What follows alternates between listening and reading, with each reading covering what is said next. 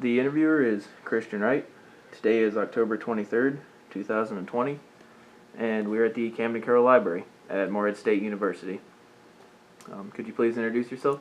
I'm Macie Hatfield. I go to Morehead. I'm a senior this year. And Macie, where are you from originally? I'm from Floyd County, Kentucky. And do you currently live in Morehead? Yes.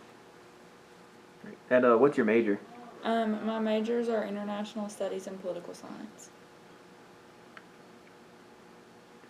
And when did you first hear about COVID? And when you heard about it, what did you think? So I first heard about it in December, and I thought it was like people were like, oh, it's just like a common cold. It's not a big deal. So I wasn't very worried about it. And earlier you said you studied abroad last semester. Yeah. When did you start that? So I studied abroad in France, and I left, I think, January 12th, and then I came home in March, about halfway through March, so I was there for about 2 months of it. And how did COVID affect you studying abroad? I had to come home halfway through, so that was crazy. It was a crazy experience. Did any of your friends have any crazy experience? Yeah, so I came home. My program gave me the option to come home early.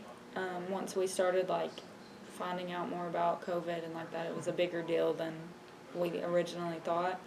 And so I came home. I went ahead and came home, but a lot of my friends stayed in France. They didn't think it was a big deal, and they didn't think we would have to come home or anything. And 2 days after I came home, the U.S., Donald Trump closed the U.S. borders. And so a lot of my friends in the U.S. were up at 4 a.m. trying to buy plane tickets back home, and some of them had to pack and leave within 2 and 3 hours of finding out about him closing the borders. And then I had friends from other countries who had a really hard time getting home because I know a girl from Australia. She had a connecting flight in 2 other countries. Well, then one of those countries closed its borders. So then that flight was canceled. So then she had to get a connecting flight to the other place that she stopped. Well, then they closed their borders. So then she had to get another one. And then she said there were confirmed cases of COVID on one of her flights, and she couldn't get tested. When she got home, it was really hard to get tested at first. And so she just had to quarantine and hope she didn't have it. And how was France kind of responding initially to COVID? So at first, they didn't really do anything. I think they also, I thought it wasn't a big deal, and I think a lot of people thought that. And I think when I left, there were around 1,000 cases, and they hadn't really done anything about it yet. And then right after I left, they went into full quarantine like we did, closed the universities, we did all online. But it got there were over 1,000 cases, I'm positive, before I left.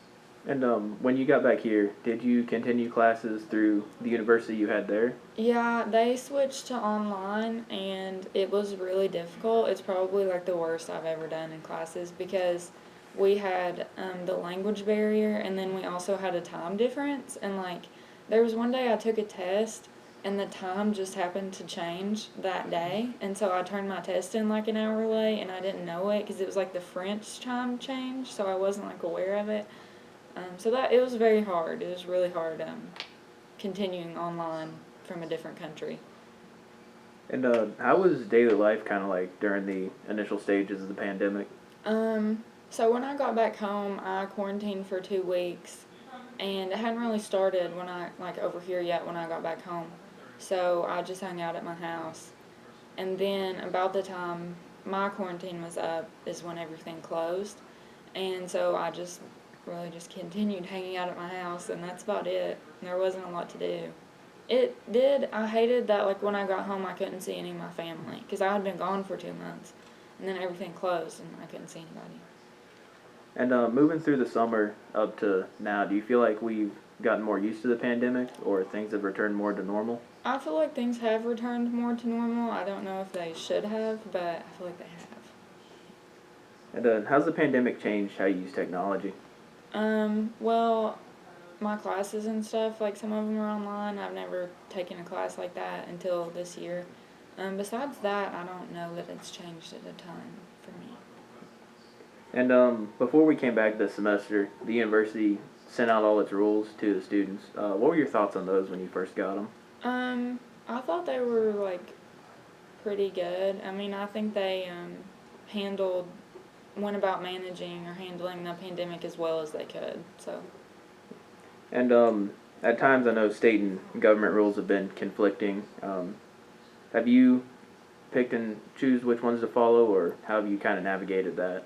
I try to follow what they say, but I do feel like it's hard to follow every guideline from state and federal governments because, one, they change a lot, and two, if you stay at home and stay 6 feet away from everyone and don't talk to anyone all the time, that's hard, and it's hard to do just with daily life with what you're doing, but it's also hard mentally, I feel like, to not see anyone and not be around people and stuff, so I follow them when I can, is what I say.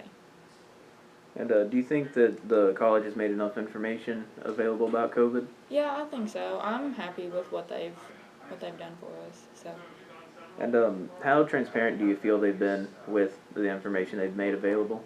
I think they've been pretty transparent. I've never been like, the university's hiding things from me, so. That's good. And how has COVID affected you personally? So I would say like the biggest thing for me is, like I said earlier, I'm used to being around my family a lot, and like both of my grandparents, my grandmothers, like I don't get to see them nearly as much as I used to, and that's been the biggest thing for me is not being around my family. And is there anything else you'd like to talk about or add? No. Thank you for your time.